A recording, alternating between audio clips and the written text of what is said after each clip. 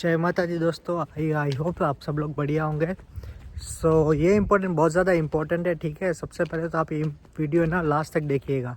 सो आज का टॉपिक है ना, वो हम लोग कवर करने वाले हैं कि सबसे पहले ज़्यादा के इम्पोर्टेंट डॉक्यूमेंट्स क्या क्या सबमिट किए जाते हैं जब आप अपना VFS में सबमिशन करने जाते हैं। ठीक है, सो मुझे लगता है ये वीडियो देखने के बाद तो बहुत ज़्यादा एजेंसीज जो है ना, सब लोग आई थिंक बंद हो जाने वाली है, क्योंकि आप सब है ना प्रोसेस अपने आप करोगे। ठीक है, मैंने अपने फाइल खुद लगाई थी मेरे सर के मदद से। ठीक है, मैंने मेरे भाई की भी फाइल लगवाई थी। ठीक है, सो डॉक्यूमेंट्स है ना वो सारे कॉमन होंगे। ठीक है, जो सबमिशन करके आ चुका है या सबमिशन जो करने वाला है वो वीडियो ये ज़रूर देखिएगा। और सबसे पहले तो जो जिसने अपना वर्क परमिट आ गया है, जिन जिन लोगों का, उनके लिए सबसे बड़ी बात है कि कॉन्ग्रेचुलेशंस। ठीक है, आपका वर्क परमिट आ गया है इतने टाइम के बाद। सो आप लोग भी है ना ये वीडियो देखिएगा, और जब आप सबमिशन करके आइएगा तो आप भी मुझे मैसेज करिएगा कि ये जो डॉक्यूमेंट्स थे क्या ये सब सही थे, क्योंकि 99 में आपको % बता रहा हूँ कि अगर आप यही डॉक्यूमेंट्स आप लेके जाइएगा ना, इसके अलावा और एक भी डॉक्यूमेंट ज़्यादा ज़रूरी नहीं होगा और मांगा भी नहीं जाएगा आपसे। ठीक है, सो आप लास्ट तक इस वीडियो को देखिएगा, और क्या क्या स्कैम करते हैं एजेंट्स, आपके साथ कितना पैसा खाते हैं, ये भी आपको मैं पूरा डिस्क्रिप्शन में बताऊँगा। ठीक है, इस वीडियो में। सो पहली बात है, जब आपका वर्क परमिट आ जाता है, ओके, जब आपका वर्क परमिट आ जाता है, आप सबसे पहले क्या करते हो? ठीक है, आप VFS के अंदर अपॉइंटमेंट देखते हो। सो आपको मैं बताना चाहता हूँ कि VFS की अपॉइंटमेंट्स है ना लास्ट वीक और यहाँ तो फर्स्ट वीक के अंदर है ना ओपन होती है। ओके, सो जैसे अभी मंडे आएगा ना, तब से VFS की अपॉइंटमेंट्स चालू हो जाएगी ओपन होना। सो ऐसी कोई भी बात नहीं है कि ब्लैक में मिलती है, ये है वो है, आपके एजेंट आपके पास से ज़्यादा पैसा ले रहा है। सो ये सारी फालतू की बातें हैं। ठीक है, आपके एजेंट आपको पागल बना रहा है, आपके पास से पैसा लूट रहा है, ऐसा कुछ नहीं है। ठीक है, नॉर्मल प्रोसेस ही होता है, बेसिक प्रोसेस होता है। ठीक है, अपॉइंटमेंट लेने का, और उसके मिनिमम चार्जेस आपको बता दूँ तो 1500 है। उसके बाद आप कोई भी सर्विसेज ऐड करते हो, ठीक है, उसका अलग कॉस्ट होता है। सो आपको अगर एजेंट बोल रहा है कि मैंने भाई ब्लैक में ले रहा हूँ अगर मैं आपके पास से, ठीक है, अपॉइंटमेंट, तो आपको पागल बना रहा है, आपके पास से पैसा लूट रहा है, साफ बात है। आपको अपॉइंटमेंट कैसे लेनी है वो भी मैं आपको आगे बताऊँगा। ओके, सो इस वीडियो को और इस चैनल को सब्सक्राइब कर दीजिए, सबसे पहले लाइक कर दीजिए अगर आप नए आए हो। ठीक है, शेयर कर दीजिए अपने सारे दोस्तों के साथ। सो आते हैं वीडियो पे। सो जब आपका वर्क परमिट आने के बाद, ठीक है, फिर आप बोलते हो कि कौन से डॉक्यूमेंट लेने हैं। सो आपको मैं लिस्ट बताते जाऊँगा, आप नोट कर लीजिए, ध्यान से देखिए। ठीक है, समझिएगा, आराम से समझिएगा। अगर नहीं पता चलेगा तो ध्यान से वीडियो देखिएगा, आप मुझे मैसेज भी कर सकते हैं। सो सबसे पहला है पासपोर्ट साइज़ फ़ोटो, लेकिन पासपोर्ट साइज़ फ़ोटो नहीं होती है। ओके, सो आपको मैं डायमीटर बता दूँ तो 35x40, okay, 35x40 mm, okay, जो भी उसका साइज़ होता है, और 80% फोकस, सॉरी यार, यह थोड़ा नॉइज़ आएगा बाहर का। ओके, सो 80% फोकस आपके ऊपर होना चाहिए और वाइट बैकग्राउंड होना चाहिए। ओके, फ़ोटो का ये आप बहुत ही ज़्यादा ध्यान रखिएगा। दूसरी ट्रिक आपको बता दूँ, अगर आपके पास फ़ोटो नहीं है, कोई भी दिक्कत नहीं है, आप सीधा ही जब आप प्रीमियम लॉन्च लोगे, सीधा ही जाइएगा फ़ोटो वाले के पास जाएगा, आपको बोलोगे मेरे को फ़ोटो क्लिक कर दे। आपका टाइम सेव होगा, आपका पैसा सेव होगा, वो भी मैं आपको पूरा बताऊंगा। ओके, सो सबसे पहले तो आपको मैंने फ़ोटो बता दिया। ओके, सो फ़ोटो तो हो गया मेन। आपको मैं डायमीटर है ना, वो मैं आपको डिस्क्रिप्शन में डाल दूंगा। ओके, 80% फोकस होना चाहिए और वाइट बैकग्राउंड होना चाहिए, बहुत ज़्यादा इंपॉर्टेंट है, और 2 फोटो चाहिए। ओके, दूसरी बात है वो है आपका पासपोर्ट। ठीक है, पासपोर्ट आपका होना चाहिए मिनिमम 4 पेजेस उसमें खाली होने चाहिए। ठीक है, बहुत सारे लोग बोलेंगे भाई हमारा तो पूरा पासपोर्ट खाली है, लेकिन जो ज़्यादा ट्रैवल करते हैं या जो कहीं पे टूरिज़्म के लिए जाते हैं उनके लिए, ओके, 4 आपके पेजेस खाली होने चाहिए स्टैम्प्स के लिए, और मिनिमम 6 महीने की वैलिडिटी डेट होनी चाहिए।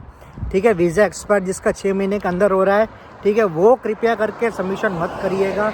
ओके, मिनिमम 6 महीने की वैलिडिटी होनी ही चाहिए पासपोर्ट की। ओके, अगर जिसकी ज़्यादा है तो कोई प्रॉब्लम नहीं है। ओके, सो दूसरा है PCC। ओके, PCC आपको पता है, देखो जो हरियाणा से, हिमाचल से है, ओके, उनके लिए ना SP ऑफिस से भी आप ले सकते हो, और जो गुजरात से है और दूसरे डिस्ट्रिक्ट से, दूसरे स्टेट से है, ठीक है, उनके लिए आप रीजनल पासपोर्ट ऑफिस से जो आपकी PCC आती है वो भी वैलिड है। दोनों को कोई टेंशन लेने की ज़रूरत नहीं है। प्रॉपर अपोस्टाइल होना चाहिए दिल्ली का, ओके, स्टैम्प। ठीक है, सो मेन आपको मैं बता दे रहा हूँ कि आप है ना अपनी 2 फाइलें बना लीजिए, आप 2 फोल्डर ले लीजिए, ओके। और एक फोल्डर में रखिए आप ओरिजिनल डॉक्यूमेंट्स और दूसरे फोल्डर में रखिए आप उनकी कलर ज़ेरॉक्स, ओके। सबसे पहले कि आप है ना पीसीसी की कलर ज़ेरॉक्स ले लीजिए, आप दूसरी है पासपोर्ट की कलर ज़ेरॉक्स ले लीजिए, front page and the last page, okay. So कोई दिक्कत नहीं है, बीच के पेजेस का कुछ भी काम नहीं है, ओके। फ़ोटो मैंने आपको बताया, अगर आपको फ़ोटो खिंचवानी है आप बाहर से भी स्टूडियो से खिंचवा सकते हो, आप अंदर जाके प्रीमियम लॉन्च का फ़ायदा उठा सकते हो, डायरेक्ट अपने रिसिप्ट जब दोगे ना वहाँ पे, ठीक है, पासपोर्ट ऑफिस पे अपनी अपॉइंटमेंट की, तो सीधा उनके पास चला जाना है, डायरेक्ट फ़ोटो वहाँ पे ही होगा फ़ोटो वाले के पास, तो वहीं पे जाके ना फ़ोटो खिंचवा लीजिए और वहीं पे आपको दे देगा। सो आपको वो भी कोई झंझट करने की ज़रूरत नहीं है। तीसरी बात वो है आपका वर्क परमिट है, उसका भी कलर ज़ेरॉक्स, जो भी मैं आपको बोल रहा हूँ ना, सबकी आप कलर ज़ेरॉक्स करवा के एक दूसरे फोल्डर में रखिए, ओरिजिनल डॉक्यूमेंट आप अपने दूसरे फोल्डर में रखिए। ये वीडियो आपको कोई नहीं बताएगा, मैंने यूट्यूब पे देख लिया, आपको कोई भी डिस्क्रिप्शन में नहीं बताएगा, ओके। आप सोचिए आपका पैसा कहीं नहीं लग रहा है, आपको मैं पूरा बताऊंगा कि एक्सपेंस कितना होता है और क्या सच्चाई है कि एजेंट आपके पास से कितना पैसा खाता है, ओके। सो आपने कर लिया अपना वर्क परमिट का ज़ेरॉक्स, ओके। सो चौथा बात आती है आपका अकोमोडेशन लेटर, ठीक है। अकोमोडेशन लेटर का भी आप ज़ेरॉक्स करवा लीजिए। उसके बाद आता है आपका contract letter, okay. Contract letter का भी आप अपना है ना ज़ेरॉक्स करवा के, कलर ज़ेरॉक्स करवा के स्टेपल करके अपने अलग फाइल में रखिए। सो आपने अलग फाइल में क्या क्या रख लिया आप देखिए, ठीक है। सबसे पहले आपका आ गया passport, PCC, accommodation letter, contract, okay. आपका जो वर्क परमिट है वो 60 डेज़ पहले होना चाहिए, ठीक है। 60 डेज़ की वैलिडिटी होनी चाहिए, मतलब जब जैसे कि आप अगर 1 अक्टूबर को सबमिशन कर रहे हो ना, ठीक है, तो आपका जो वर्क परमिट होना चाहिए ना वो 60 डेज़ के अंदर वैलिड होना चाहिए, ओके। ऐसा नहीं है कि अगर आपका वर्क परमिट आया था सितंबर में, आप अक्टूबर नवंबर में अगर आप सबमिशन कर रहे हो और 60 डेज़ हो गए आपके वर्क परमिट को, तो वो वैलिड नहीं है, तो वो भी नहीं चलेगा, ओके। 60 डेज़ का होना, लोग तो क्या करते हैं वर्क परमिट आ जाता है डायरेक्ट अपॉइंटमेंट ले लेते हैं, ये तो बेसिक है, लेकिन मैं आपको बता रहा हूँ वैलिडिटी होती है 60 डेज़ की, ओके। ये भी आपको कोई भी एजेंट नहीं बताएगा, मैं आपको बता रहा हूँ कि आपको मैं इसलिए बता रहा हूँ ताकि आपका पैसा बचे, क्योंकि आपका हार्ड वर्किंग मनी है यार, आपके मॉम डैड का मनी है, सो किसी का भी पैसा वेस्ट नहीं होना चाहिए, ओके। और ऊपर से कि मैं आपको पागल नहीं मरा, मैं आपको रियलिटी बताता हूँ, सबसे पहली बात तो ये, ओके। सो आपने अकोमोडेशन लेटर दे दिया, आपने वर्क परमिट दे दिया, ओके, अपना कॉन्ट्रैक्ट लेटर दे दिया, सब कुछ तो आपने दे दिया। अगर आपका कोई रिफ्यूज़ल है, ठीक है, किसी वीज़ा का कहीं से, कोई भी कंट्री से, तो आप उसका रीज़न लेटर भी करिए। रीज़न लेटर का कुछ नहीं है, आप एक अच्छा सा लेटर लिखिए, मेरा ये रीज़न था, फाइनेंशियल रीज़न हो गया या फिर कोई वीज़ा का इशू था, वो आप रीज़न एक लेटर नॉर्मल लिख के ड्राफ्ट करके उनको दे सकते हो, अगर किसी का रिफ्यूज़ल है तो। अगर नहीं है तो कोई दिक्कत नहीं है, ओके। सो उसके बाद मेन जो इम्पोर्टेंट है, मैं आपको बता रहा हूँ मेन इम्पोर्टेंट है, वो है application form, visa application form of Croatia. तो मैं आपको बताता हूँ, ये जो एप्लीकेशन फॉर्म है ना, ठीक है, visa category D long term visa है, ठीक है।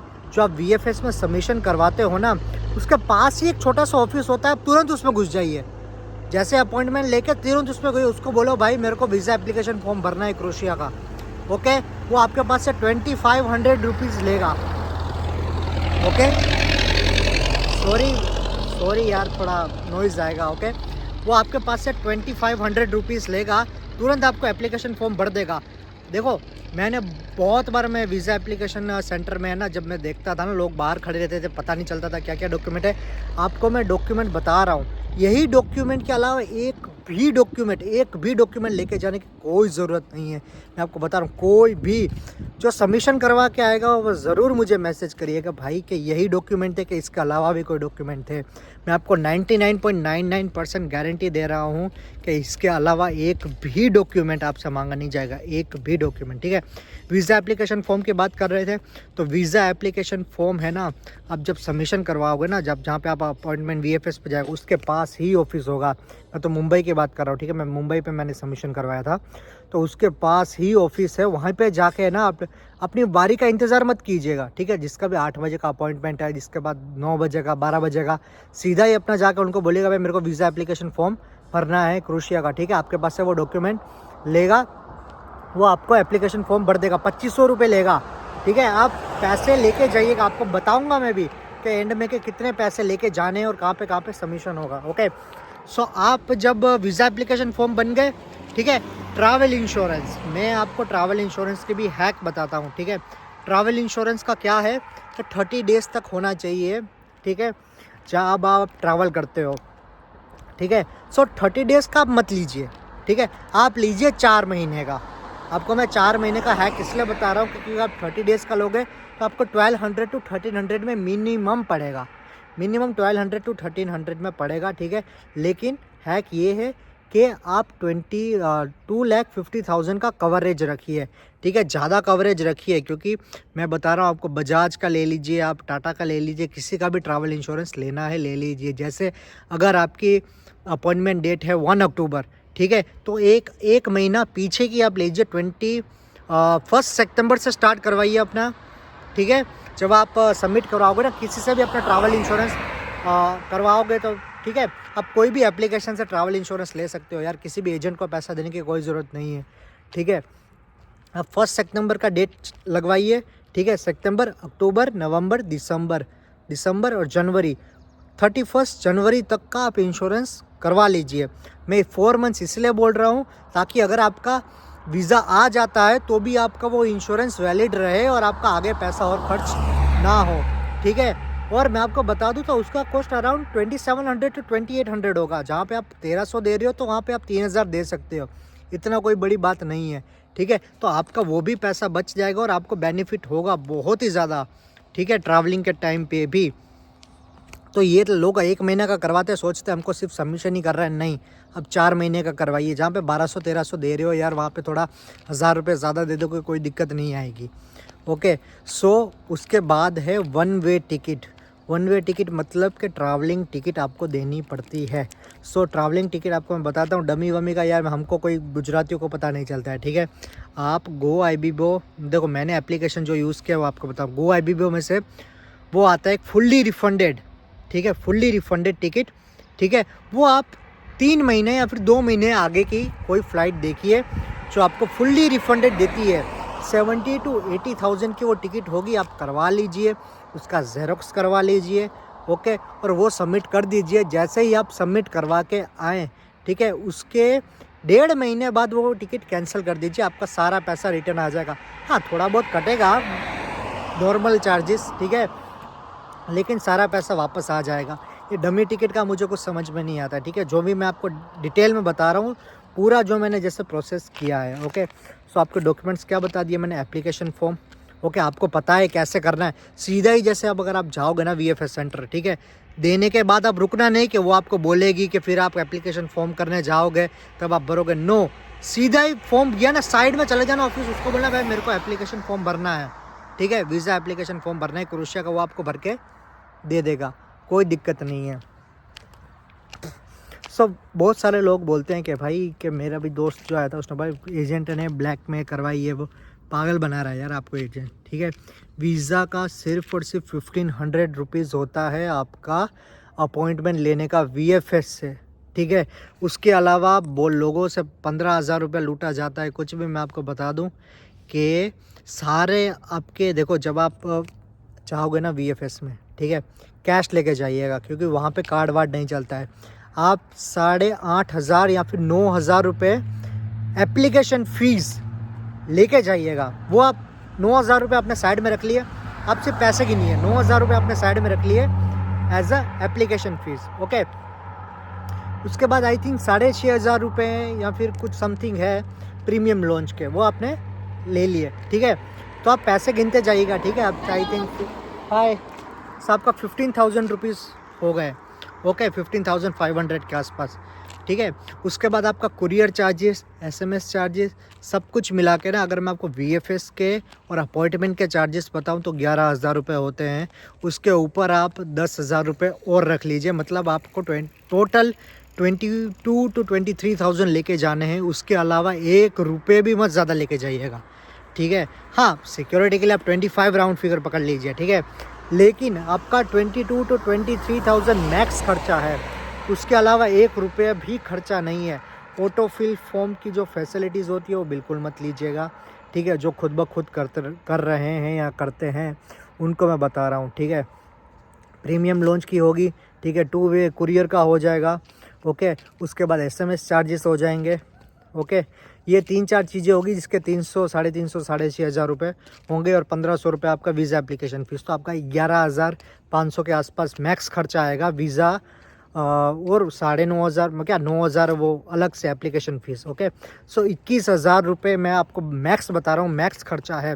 इसके अलावा जो भी आपको एजेंट बोल रहा है सब पागल है, उसको बोलो कि भाई मुझे सब पता है, तो मुझे पागल मत बना, ठीक है। अगर किसी को कोई भी प्रॉब्लम आ रही है, ठीक है, आप मुझे मैसेज कीजिए, मैं आपको पूरी डिटेल बताऊंगा, आपको एप्लीकेशन फॉर्म भी भेजूंगा, ओके।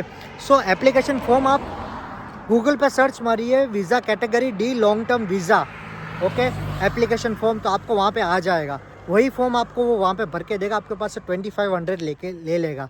कोई दिक्कत नहीं, आप वहाँ पे जाके सबमिशन करवा दीजिए, 2500 आप दे दीजिए, आपका हो जाएगा, ठीक है। और मैंने आपको डॉक्यूमेंट बताइए, अलग फाइल में रखिए, ठीक है। वही डॉक्यूमेंट आप दे दीजिएगा, आपको एक सवाल नहीं पूछेगी वो, कि ठीक है। आप दे दीजिएगा ना, आपका 5-10 मिनट में काम ख़त्म। उसके बाद प्रीमियम लॉन्च में बैठिए, खाइए पिए, यार क्या मज़ा है, ठीक है, क्या दिक्कत है। सो डॉक्यूमेंट्स आपको फिर से मैं रिपीट करा दूँ। सबसे पहले फ़ोटो, पासपोर्ट की कॉपी, ठीक है, आपका work permit, contract letter, appointment, ठीक है, आपका accommodation letter, insurance and 1 way ticket. इसके अलावा कोई भी डॉक्यूमेंट लेके जाने की ज़रूरत बिल्कुल भी नहीं है। हाँ, अगर आपका एक्सपीरियंस लेटर है तो आप वो डाल सकते हो, रीज़न लेटर है वो भी डाल सकते हो, वो ऑप्शनल है सब कुछ, ठीक है। अगर आपका रिजेक्शन है तो आप ऑब्वियसली डालिए, ठीक है, तो आपके 9 डॉक्यूमेंट हो जाएंगे। लेकिन उसके अलावा कोई भी डॉक्यूमेंट लेके जाने की ज़रूरत नहीं है, ठीक है। गुजरात से विशाल भाई का मैसेज आया था कि उनका अपॉइंटमेंट हो गई है, ठीक है। सो कॉन्ग्रेचुलेशंस और बेस्ट ऑफ लक, ठीक है। कोई दिक्कत नहीं है, आराम से यही डॉक्यूमेंट लेके जाइएगा। अलग फाइल बनाइएगा, ओरिजिनल के अलग, डुप्लीकेट के अलग, ठीक है। कलर जेरोक्स लेके जाइएगा। फ़ोटो वहाँ पे खिंचवानी है वहाँ पे खिंचवाइएगा, अगर आपको स्टूडियो से खिंचवानी है तो स्टूडियो से खिंचवाइएगा, कोई दिक्कत नहीं है। डायमीटर मैं लिख दूंगा, 80% फोकस, वाइट बैकग्राउंड, ये मेन है, आप ध्यान रखिएगा। और ये वीडियो, ठीक है ना, बहुत सारे लोगों को खटकेगा, कोई दिक्कत नहीं, मैंने आपको पूरा डिटेल में बताया है। आपका खर्चा बताया है 1,500 रुपये। अगर एजेंट बोले ना कि आपको मैं अपॉइंटमेंट ले देना 1,500 रुपया, उसके अंदर लिखा होगा, आप पढ़े लिखे हो, आप कोई वो नहीं हो, ठीक है, इलिटरेट पीपल। पूरा एप्लीकेशन फॉर्म देखिएगा, वो आपको अपॉइंटमेंट देगा, उसमें 1,500 रुपये लिखा होगा। 1,500 रुपये सिर्फ अपने एजेंट को दीजिएगा, बाकी सारा पैसा वहाँ पे दीजिएगा जहाँ पे आप अपना VFS में सबमिशन करवाने जा रहे हो, ठीक है। उसके अलावा जो भी सर्विसेज ले रहे हो उसके अंदर लिखा होगा, और आप मेरे को सबमिशन करवाने के बाद आप मुझे मैसेज कीजिएगा, ठीक है। बाकी अपना ध्यान रखिए, सब लोग आप खुश रहिए, ओके। और आपको वीज़ा की अपॉइंटमेंट कैसे लेनी है वो भी मैं आपको बताऊंगा, ठीक है, मेरे 300 सब्सक्राइबर होने पर, ठीक है। आप जल्दी करवा दीजिए यार, शेयर कीजिए। और थैंक यू सो मच जो भी मेरा वीडियोस देखता है, ठीक है। आपको कैसा लग रहा है, आपके बहुत सारे लोगों के मैसेजेस आ रहे, कमेंट आ रहे हैं, so thank you so much, ठीक है। सो आप सब लोग आइए यार, आप सबका वेट कर रहे हैं। जो भी यहाँ पे जब भी आएगा क्रोएशिया में, हम मीटअप भी करेंगे, ठीक है। मैं मिलने भी जाऊँगा, स्पेशली ज़ैग्रेब अगर आएगा तो विशाल भाई को तो स्पेशल मिलने जाऊँगा, बहुत सारा टाइम से कॉन्टैक्ट में है, ठीक है। सो आप सब अपना ध्यान रखिए, ओके।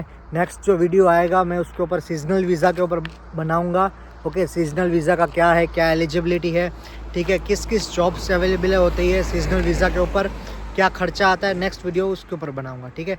बाकी मिलते हैं फिर न्यू वीडियो से, चलिए मिलते हैं फिर, जय माता जी।